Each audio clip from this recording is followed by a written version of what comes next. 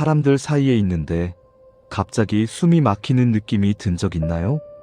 심장이 갑자기 빠르게 뛰고 이 공간에서 당장 도망쳐야 할 것 같은 그 느낌.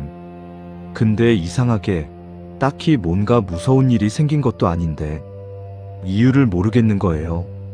그냥 회의실에 앉아 있었을 뿐인데, 그냥 사람이 많은 카페에 있었을 뿐인데, 그냥 또 하루를 버티고 있었을 뿐인데, 만약 이 말이 낯설지 않게 느껴진다면 오늘 영상은 당신을 위한 영상입니다. 오늘은 INFJ가 왜 다른 어떤 MBTI 유형보다도 공황장애를 겪기 쉬운 구조를 가지고 있는지 그 심리적 이유를 하나씩 짚어볼 거예요.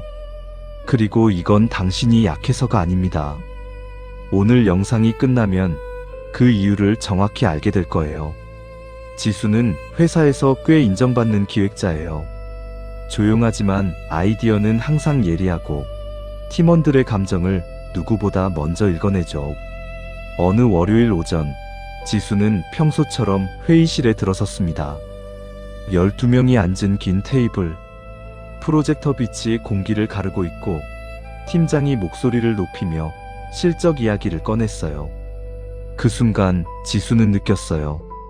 팀장의 목소리 뒤에 담긴 압박감, 옆자리 동료의 긴장한 어깨, 반대편 선배의 시선이 자기 쪽으로 오는 것 같은 느낌. 아무것도 아닐 수 있는 장면들이었는데 지수에게는 그 감정들이 모두 동시에 들어왔어요.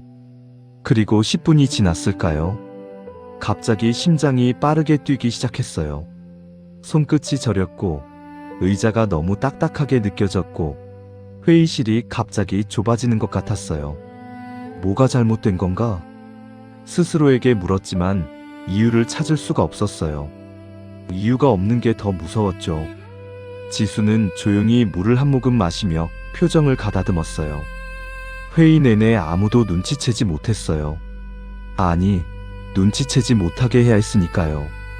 회의가 끝나고 화장실로 들어가 문을 닫고 처음으로 그 자리에서 한숨을 쉬었어요. 내가 왜 이럴까? 나만 이러나? 이건 공황인 건가? 지수가 이상한 게 아니에요. 지수가 약한 게 아니에요. 지수는 그냥 INFJ였어요. 그리고 지금부터 왜 그런지 이야기해 볼게요. 자, 이제 핵심으로 들어갑니다.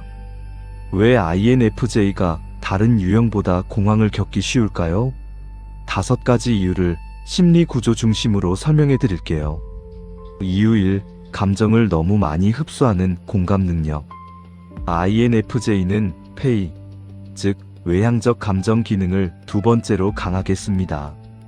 이 기능의 핵심은 주변 사람들의 감정을 감지하고 그에 맞춰 자신을 조율하는 능력이에요. 문제는 이게 너무 정밀하게 작동한다는 거예요. 회의실에 들어갔을 때 INFJ는 팀장의 목소리 톤 변화, 옆 사람의 어깨, 각도, 상대방이 눈을 피하는 속도, 이 모든 것을 무의식적으로 읽어냅니다. 그리고 그 감정들이 자기 내면 안으로 그대로 들어와요. 필터 없이요. 심리학에서는 이를 감정 전염이라고 합니다. INFJ는 이 현상을 유독 강하게 경험해요. 결과적으로 어떻게 될까요? 회의실 안에 있는 12명의 스트레스가 지수 한 사람의 신체에 누적되는 거예요. 그 무게를 신체가 버티지 못할 때 심장이 뛰고 숨이 막히는 신호를 보내기 시작합니다. 혹시 여러분도 분명히 내일이 아닌데 유독 지치는 날이 있지 않으셨나요? 이유 2. 미래를 과도하게 시뮬레이션하는 직관. INFJ의 주기능은 내향적 직관입니다. 이 기능은 미래 패턴을 예측하고 눈에 보이지 않는 가능성을 꿰뚫어보는 능력이에요. 그런데 이 능력이 과부하 상태에서는 최악의 시나리오 생성기로 돌변합니다. 지수가 팀장의 이상한 눈빛을 감지한 순간 니는 즉시 작동해요. 저 눈빛은 뭘 의미하지? 내 발표가 마음에 안 든 건가? 이번 프로젝트 결과가 안 좋으면 어떻게 되지? 내 자리가 흔들리면? 월세는? 가족한테 뭐라 하지? 단 3초 안에 지수의 뇌는 10개의 미래 시나리오를 돌려버린 거예요. 그것도 대부분 부정적인 방향으로요. 신체는 그 시뮬레이션을 실제 위협으로 받아들입니다. 그래서 공황의 신체 반응, 즉 심박수 증가, 과호흡, 손발 저림이 시작되는 거예요. 뇌가 만든 상상인데 몸은 진짜라고 반응하는 거죠. 머릿속에서 혼자 전쟁을 치른 적 있지 않으신가요? 이유 3. 혼자 감당하려는 성향. INFJ는 일반적으로 자신의 감정을 밖으로 잘 꺼내지 않아요. 이건 단순한 소심함이 아니라 심리 구조에서 나오는 패턴이에요. 주기능이 내향으로 작동하는 이기 때문에 INFJ의 가장 깊은 내면 세계는 기본적으로 혼자 처리하는 공간으로 설계되어 있어요. 쉽게 말해 INFJ의 감정 처리 시스템은 혼자 돌아가도록 기본 설정이 되어 있어요. 문제는 이 시스템의 용량 한계가 있다는 거예요. 스트레스, 타인의 감정, 미래 시뮬레이션, 자기 감정이 모두 같은 공간 안에 쌓이면서 그 압력이 임계점을 넘을 때 신체가 경보를 울립니다. 그게 공황이에요. 더 힘든 건 INFJ는 그 순간에도 이걸 말해도 되나? 내가 약해 보이면 어떡하나를 먼저 생각한다는 거예요. 그래서 도움을 요청하는 타이밍을 자꾸 놓쳐버리죠. 힘들다는 말을 하기가 이상하게 어려웠던 적 있었나요? 이유 4. 완벽주의적 책임감. INFJ는 강한 가치관을 가진 유형이에요. 그리고 그 가치관에 맞게 살아야 한다는 의무감이 매우 강합니다. 이건 장점이기도 하지만 동시에 자기 자신에게 굉장히 가혹해질 수 있는 구조예요. 나는 팀에 기여해야 한다. 나는 주변 사람을 실망시키면 안 된다. 나는 감정을 컨트롤할 수 있어야 한다. 나는 지금 이 상황을 감당해낼 수 있어야 한다. 이 문장들이 평소에 얼마나 익숙하게 머릿속에서 흐르는지 아시나요? 이런 기준들이 쌓이면 지수는 단순히 회의를 하는 게 아니라 완벽하게 회의를 수행해야 하는 미션을 동시에 처리하는 상태가 돼요. 신체적 에너지 소모량이 일반적인 회의보다 몇 배나 높아지는 거죠. 그 상태가 계속되면 몸이 먼저 한계 신호를 보내는 게 당연한 일이에요. 이유 5. 겉으로는 괜찮아 보이지만 내면은 이미 과부하 상태. INFJ의 가장 큰 특징 중 하나는 외면과 내면의 극단적인 격차예요. 지수는 회의 내내 표정 하나 변하지 않았어요. 발표도 잘했고 질문에 대답도 침착하게 했어요. 그런데 내면은 이미 10개의 감정이 동시에 요동치고 있었어요. 이 격차가 문제입니다. 주변 사람들은 지수가 강한 사람이라고 생각해요. 지수 스스로도 그렇게 유지하려고 해요. 그래서 내면에서 경보가 울릴 때 이건 아무것도 아니야. 내가 예민한 거야 라며 신호를 무시하게 됩니다. 그 무시가 쌓이고 쌓여서 어느 순간 신체가 스스로 멈춰버리는 거예요. 그게 공황으로 나타나는 거죠. 겉으로는 멀쩡한데 안으로는 이미 한계였던 적이 있지 않으신가요? 여기서 제가 꼭 드리고 싶은 말이 있어요. 공황이 오는 건 당신이 약해서가 아니에요. 오히려 그 반대에 가까워요. INFJ는 감정을 남보다 깊이 처리하고 세상을 훨씬 촘촘하게 인식하며 타인의 고통에 민감하게 반응하는 구조를 가지고 있어요. 이건 굉장한 능력이에요. 그 능력이 때로는 시스템의 과부하를 걸 뿐이에요. 컴퓨터로 비유하자면 INFJ는 고성능 프로세서를 가지고 있는 거예요. 그런데 거기에 냉각 시스템이 충분히 붙어 있지 않으면 어떻게 되죠? 과열되죠. 그게 공황이에요. 당신이 이상한 게 아니에요. 당신의 시스템이 그냥 더 많은 것을 느끼도록 설계되어 있는 거예요.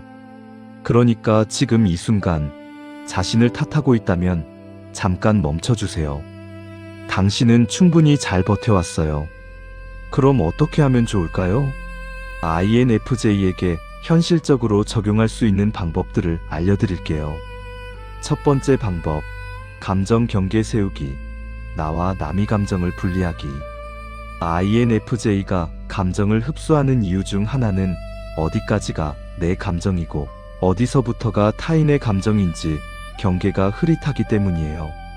실용 팁, 감정적으로 무거운 상황이 끝난 후 10분 정도 조용한 공간에서 스스로에게 질문해 보세요. 지금 내가 느끼는 이 감정, 원래 내 것인가? 아니면 누군가에게서 받아온 건가?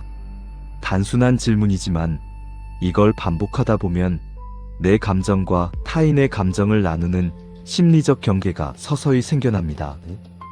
두 번째 방법, 의도적인 혼자만의 회복 시간 확보하기.